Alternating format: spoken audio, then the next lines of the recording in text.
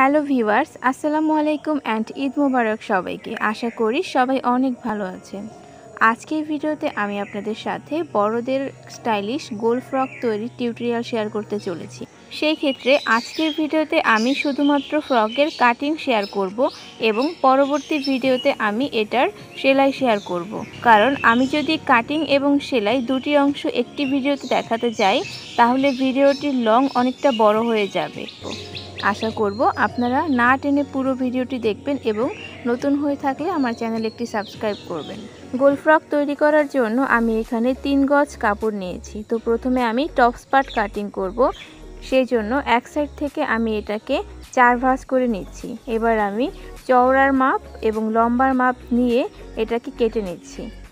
তো দেখুন viewers, top পার্টের জন্য যতটুকু চওড়া এবং যতটুকু লম্বা প্রয়োজন ততটুকু আমি কেটে নিয়েছি এবং এইখানে 4 ভাঁজ কাপড় রয়েছে, অর্থাৎ সামনের অংশ এবং পেছনের অংশ দুটি অংশই এখানে রয়েছে।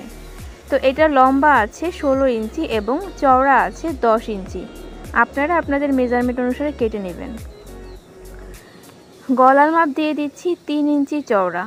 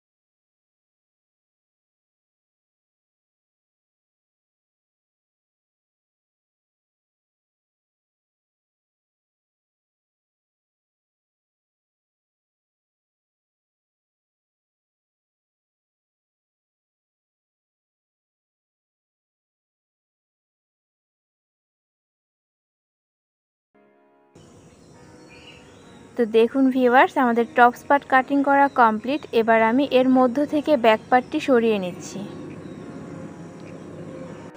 ব্যাক পার্টটি সরিয়ে নিয়েছি, এটা হচ্ছে আমাদের ফ্রন্ট পার্ট। তো ফ্রন্ট পার্টের আমি গলারটি আমার পছন্দের ডিজাইন দিয়ে দিচ্ছি। তো আপনারা আপনাদের পছন্দ মতো ডিজাইন দিয়ে নিতে পারেন।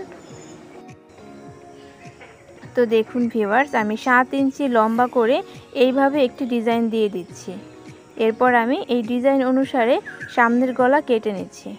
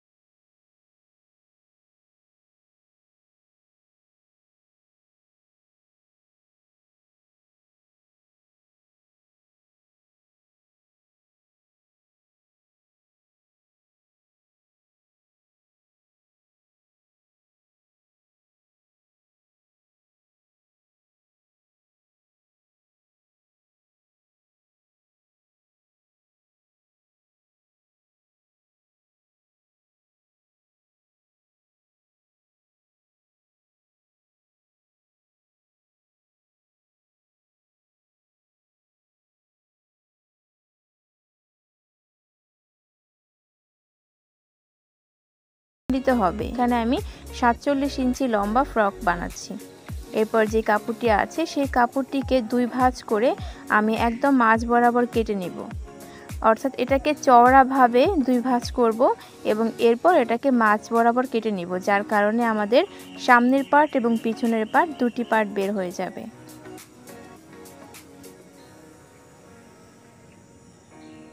তো দেখুন ভিউয়ার্স, আমাদের দুইটি পার্ট বের হয়ে গিয়েছে।